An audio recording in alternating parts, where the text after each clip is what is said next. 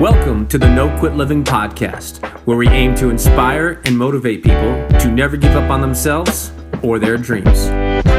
We will chat with highly successful people from all walks of life and discuss what motivates and drives them to successfully attack life head on and never give up. Welcome to episode number 20 of the No Quit Living podcast. I'm your host, Christopher J. Wirth, and our theme of the day is process. Our quote of the day comes to us from W. Edwards Deming. We should work on our process, not the outcomes of our processes. This episode of the No Quit Living podcast is brought to you by the I3 Initiative. In today's society, it is so easy to get caught up in the drama, negativity, and uncertainty in the universe we are a part of.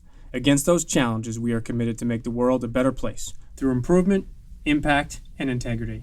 You are invited to join our mission and learn more about our book club, membership, live events, and mastermind at i3initiative.com. That's the letter I, the number 3, initiative.com.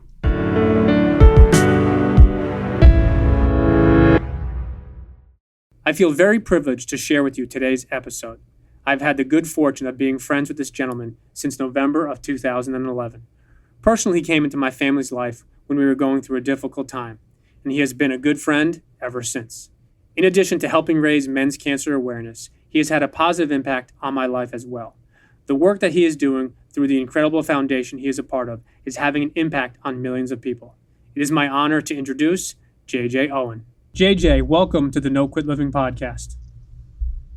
Thanks for having me, buddy. With all the negativity throughout the media today, I wanted to ask if you had a personal story you could share with our audience about perseverance, or perhaps a challenging time that tested you, but you kept on going and didn't quit.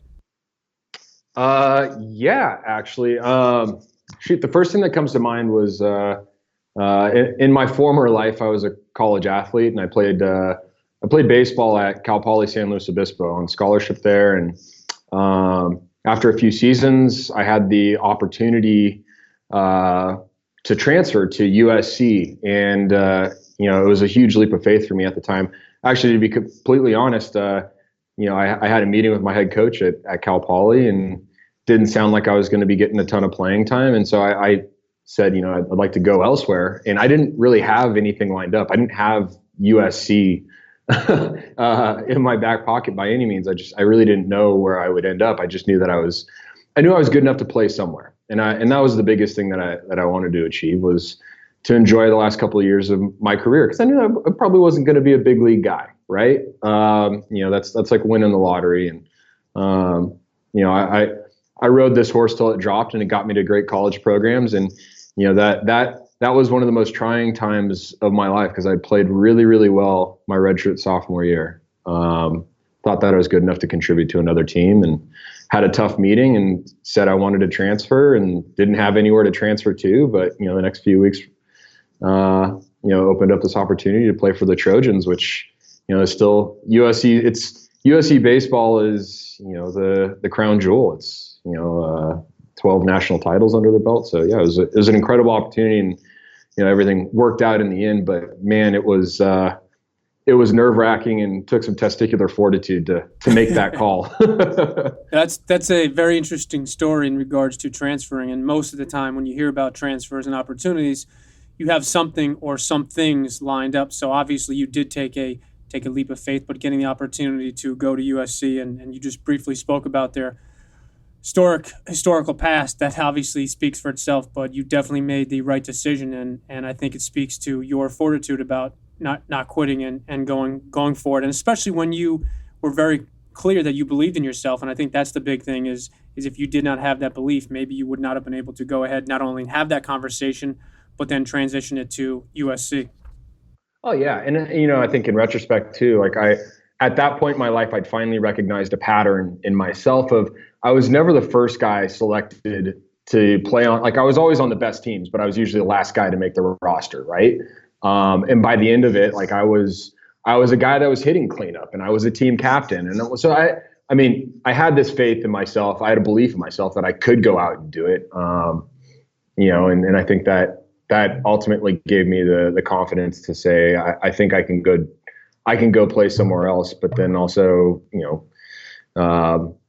helped me stick to it a little bit. Like, I mean, there's certainly times where you want to doubt yourself, whether that's, as a college athlete or making a career change. You know what I'm saying? That's probably the thing I'm most appreciative of that whole story, is that it kind of gave you it opened me up to, this is what it takes to make a major decision, and while you can go and survey the landscape and try and have all your ducks in a row to make that big leap of faith, like at a certain point, you do have to jump, right? And so that's that opportunity to actually grow and test yourself, cut your teeth. No, I think it's a really good point, and you can figure out all the pros and cons, and you can weigh it over and over again in your head, day in and day out. But eventually, you have to make that leap. And obviously, as you mentioned, it led to you being able to do that in your career and in your life. Part of what we talk about in our podcast is personal development. And I was curious if you have a favorite book, or if perhaps you've read something recently that you'd like to recommend to our listeners. Yeah. Well, I'm currently reading a couple of books that are interesting. So I can't give my all out endorsement of them because I'm only halfway through, but I've really enjoyed reading them so far. One is The Mindful Athlete by George Mumford, who's the guru behind the guru, Phil Jackson, and some really interesting stuff. Some anecdotes about how mental health and mindful performance really translate into athletic success for a lot of the guys that George Mumford works with. Really cool. It was actually a gift I was given after I got to participate in a Lululemon Modern Man retreat, and it was a book that they gave out. And the whole idea is that yes, Lululemon is a yoga-centric company, but yoga and the apparel is really just a conduit to how do we help our community achieve mindfulness and social connectedness, and those are a couple of really big components of mindful performance. And so this book's been pretty awesome, and I enjoy reading it. The other one, I don't even know if I can fully say the title, is The Subtle Art of Not Giving a, I'll let you fill in the blank, and that's actually by a guy named Mark Manson. And it's less kitschy than the title would actually lead on to, but it kind of talks to one of my favorite personal philosophies, which is life is best lived in the middle for me. And what that means is it's easy to get wrapped up on things that are on the periphery, the noise, right? Hopes, dreams, despair, concerns. Like, shoot, I got a 7-month-old baby girl at home. Like, I'm already thinking about college. That is life on the periphery, right? How do I continue to stay focused on the process and the things that are right in front of me, which are the good times, like bonding with the kiddo, right? Life, living in the middle of it all, as opposed to living on the edges, is something that I really like. And this book has done a pretty good job of it in a funny way. It actually has pretty deep philosophy behind it. No, I've heard about that book, and I will definitely need to check it out. And I'm also interested in The Mindful Athlete. A friend of mine just actually finished that, I think, a week or so ago. So I definitely will check that out. Give it a gander. Yeah, no, definitely will. As the director of development for the Movember Foundation, you've had a personal positive impact on my life as well as my family's life. Before I go into that, I want to ask if you could give us the 45-second commercial on who Movember is and what the Movember Foundation does. Yeah, I guess the bird's eye view is Movember is the only global charity solely dedicated to men's health, and using the power of the mustache, which are the men in our community grow every November. We basically enlist our community to become walking, talking billboards for our cause, which is men's health. And how do we get men, at the end of the day, through the power of a conversation sparked by a mustache, right? How do we get men to be more proactive in their daily health care? And that's the end game for us, is how do we change the face of men's health? And over the course of our campaign and throughout the year, to be honest, we raise money and invest in 3 key areas. One is prostate cancer, one is testicular cancer, and the last is mental health for men and boys. No, it's a great foundation. And back in November of 2011, while I was participating in the Movember Challenge by growing a mustache and raising money in support of my brother-in-law, Ryan Mahoney, who at the time was battling Hodgkin's lymphoma, you heard Ryan's story, and you personally reached out to me both to express your support And you also asked me to tell Ryan that the whole Movember team was pulling for him. If you don't mind me asking, would you please share with our listeners the impact that Ryan had on you personally?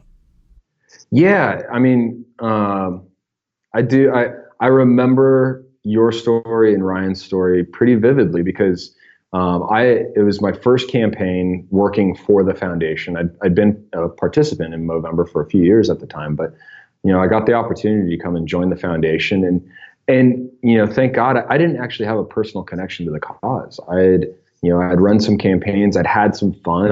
It was having fun doing good, which is one of our mantras, and I came across your guys' story and was moved by the national support that you had garnered. Like, your team was comprised of a ton of different people that had been touched by Ryan, and everybody was, rocking the mustache and doing it in solidarity for him. And when I got your email in December that year, right after that campaign that Ryan had passed, I remember I was at a stoplight. I'd read the email on my phone, and I had to pull over because I was crying.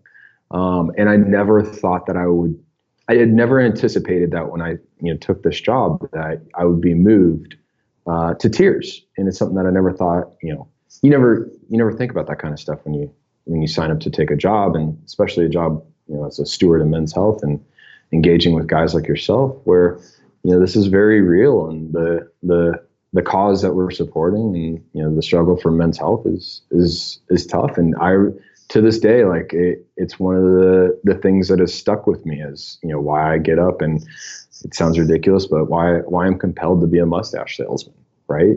Because it's so much more than that. It's about, getting men to be proactive in their health.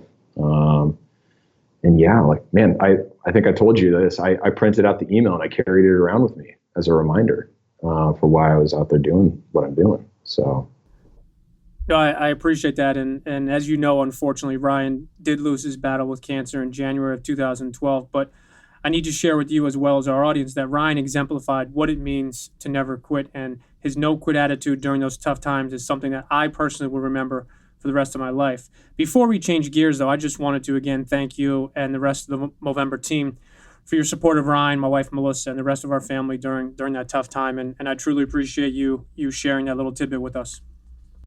No, I gotta thank you guys. I mean, you've been inspirations, and we're nothing without our community. And I appreciate you guys really taking root of the cause and helping keep Ryan's legacy going. No, I really appreciate that. And Ryan had one son, and his wife at the time was pregnant with twins when he passed. And there's 3 little ones that are still rocking and rolling. So he lives through them vicariously. I believe it.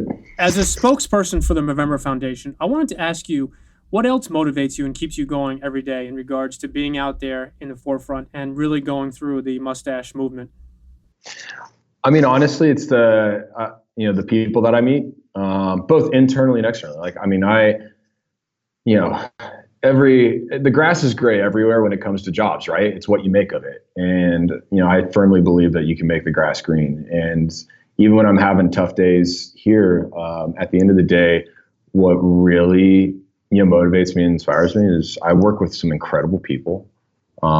They're a fun-loving group of, coworkers who, everybody's pulling on the same end of the rope.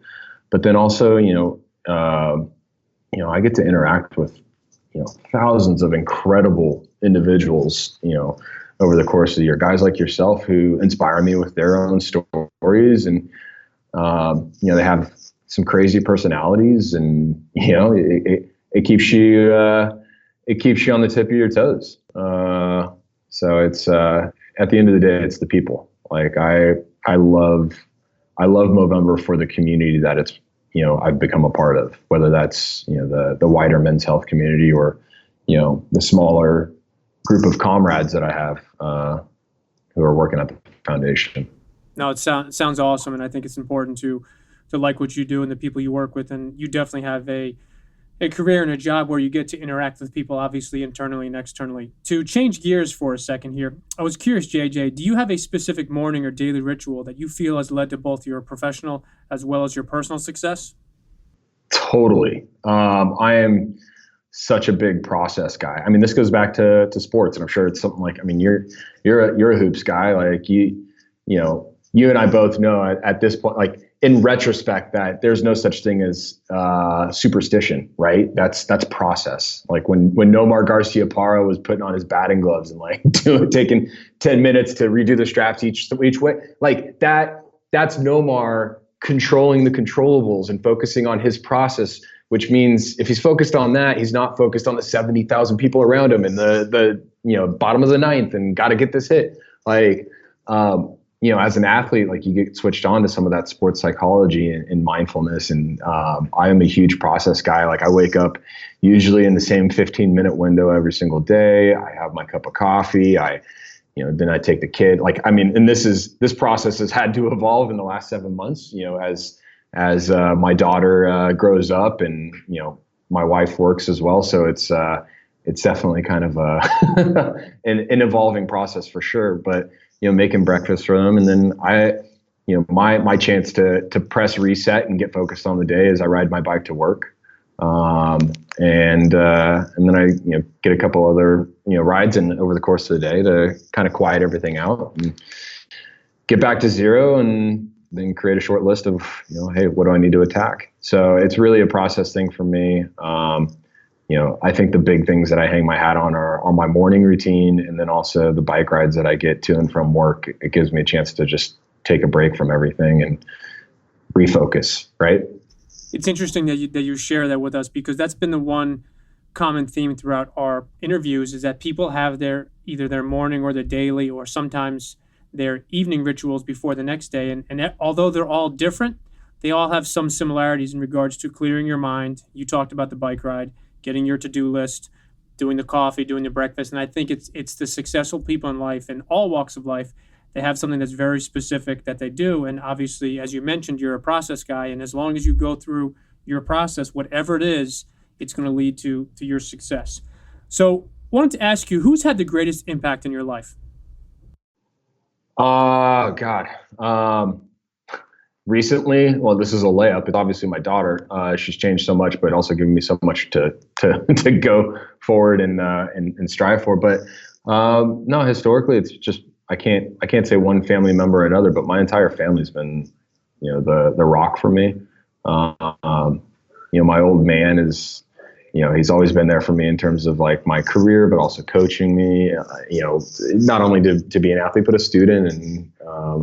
My mom is a pretty inspirational, lady in and of herself. She had a great career and man, yeah, like I got to point to my family. Like they, by all accounts, kick ass. And I won the lotto when it came to that kind of stuff. And now I've got, budding family of my own and my daughter keeps me on my toes. My wife is a total badass. She's a winemaker and is doing some incredible things. And it's fun to see her succeed and, see her get jazzed about what she's doing gets me jazzed about waking up every day, right? Gets you pumped to start that process over again, right?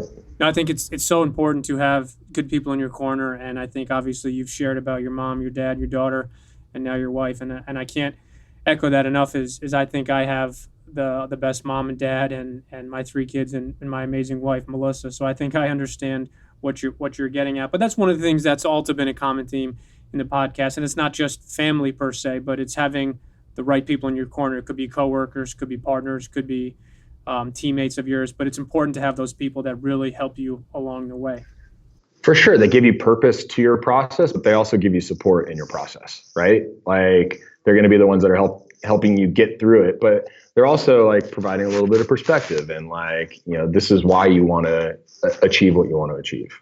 And a rising tide floats all boats, right? That's what my dad likes to tell me. So, if you're doing well, then the people in your corner are doing well. I like that. A rising tide floats all boats. I like that one. Yeah, to Johnny O. To Johnny O. What is the most meaningful decision you have made in your life? God, the most meaningful decision I've made in my life. Gotta be honest. Like I think there's I can track a lot of the things that I have currently in my life, my wife, my job, whatnot, to that big decision to transfer from Cal Poly to USC. I think that set a lot of things in motion to be realized to where they're at today. Like, I wouldn't have met my wife if I, didn't have the job with Movember where I had to be up in San Francisco at a certain time where I happened to run into her. I wouldn't have had the job at Movember if I hadn't met my then girl I dated back then, and she was good friends with somebody at Movember, and I got introduced. Like I think a lot of it stems from making that leap of faith and going to USC and joining the Trojan family, and then everything that's come as a result of it. That was a huge decision. Now it's funny how decisions people make in lives, you don't see it or understand at the time, but it can lead to a snowball effect in a good way and in a great way many times down the road. So it's funny how that Trojan transfer, if you call it, led to a lot of things down in your life later on. Absolutely, yeah, and who's to say there wasn't something like maybe I had an unbelievable cup of coffee that morning before I decided to transfer, and like I could point to the cup of coffee being the inspiration. But who knows? It's funny to look back in retrospect and think about all the different things that came together to make you what you are today, right? No, that's a great point. So here's a question a little bit outside of the 9 dots. If you could have dinner with anyone, dead or alive, who would it be and why? Oh man. Dinner with anybody, dead or alive, who would it be? I'm pretty big on storytelling. I'd want to be entertained. And obviously love baseball. I could talk baseball all day long. I think I'd love to grab a beer with Yogi Berra. And get some more of those, those off the cuff quotes, kind of like, my dad says rising tide floats all boats, and I'm sure he's not the first person to say that for sure. But, having an audience with Yogi Berra, like, I feel like I'd be pretty inspired by all the different stories he told. I'm sure the guy could drink a beer, and yeah, I'd walk away with some Yogi truisms. I think he'd be a pretty interesting guy. My dad got the opportunity to meet Yogi a couple of years ago and has a picture with him. And it just reminds me, there's a couple Yogi Berra quotes. That comes to mind is one of them is, "I never said most of the things I said." Yeah. And then obviously everyone knows one of his famous ones, I think, is, "It ain't over till it's over." Yeah. My mom loves to quote, "When you come to a fork in the road, take it." Yeah. That's a great quote, as opposed to when you come to a fork in the road, just, sit there and watch. Yeah, exactly. So no, I think that would be an interesting, and knowing that you are a big baseball fan, all jokes aside of some of his quirky quotes, I think the teams that he played on and the teammates he played with and the managers he played for, I think he played in the major leagues during a different time, not that better or worse, but in definitely a different time. And I'm sure these stories would go on. And I don't know if you'd be able to have just one beer. So maybe it would have to be multiple beers or a keg or multiple meals to take some of his stories. Yeah, no, I totally agree. Like, it's like I'll sit down and watch the Ken Burns baseball documentary. That's probably like 20 years old now, but like, you watch the middle innings, as they call it in the documentary, and it's all about the Yankees and like the heyday of baseball. And like, I think it'd be fascinating to hear what he had to say. No, and one last Yogi quote is, "If you can't imitate him, don't copy him."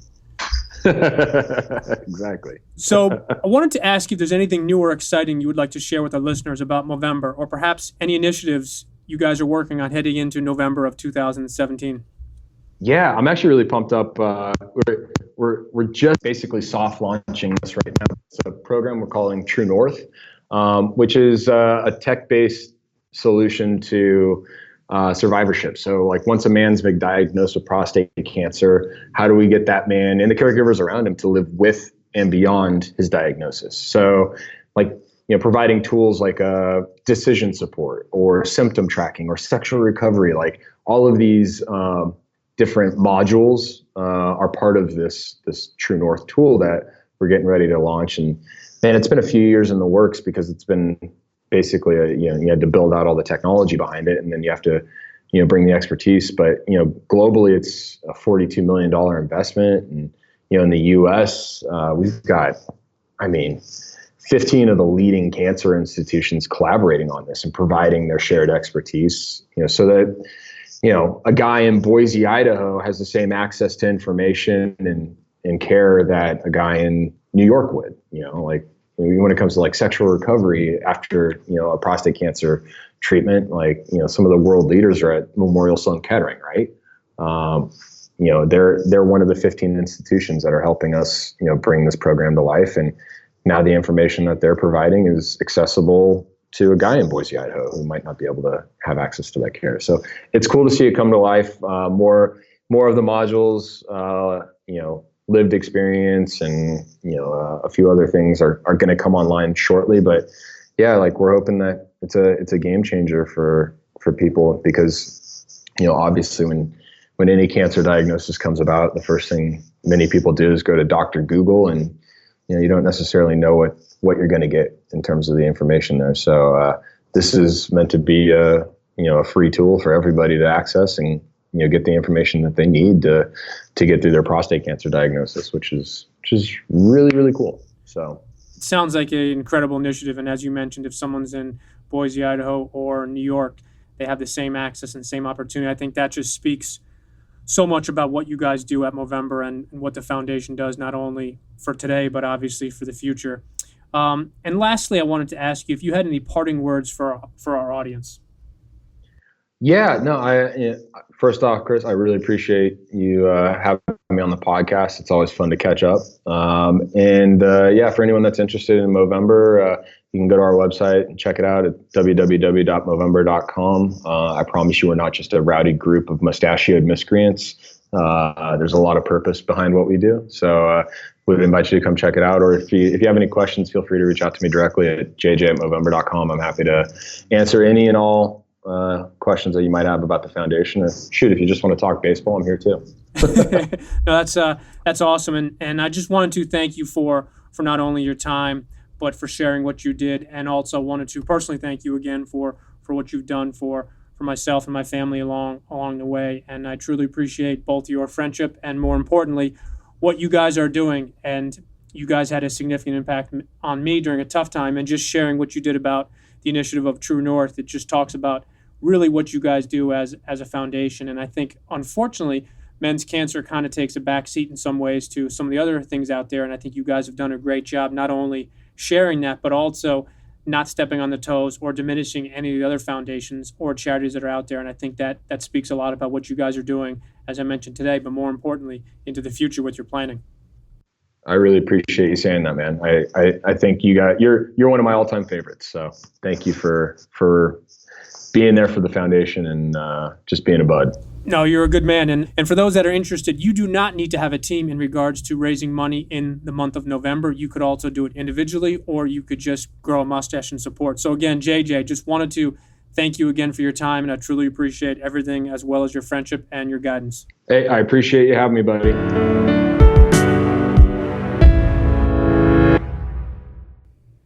To sum up today's episode and our theme of the day, process, JJ spoke about not only his personal process, but how the Movember Foundation is changing the lives for millions of men and their families. JJ spoke about how a difficult college transfer ended up being the best decision for him. When he spoke with his coach, he didn't have another school waiting for him, but he truly believed in both himself and his ability to help a baseball team. JJ touched on the importance of focusing on the process and the controllables. I think that is so important and something we all probably get sidetracked with. So the question for you to think about is, what is your process? Is it a morning or a daily or an evening process? And do you focus on what you can control, or do you allow those things that you can't control to control you? We hope today's episode inspires you and motivates you to go for your greatness. And lastly, to our listeners, thank you.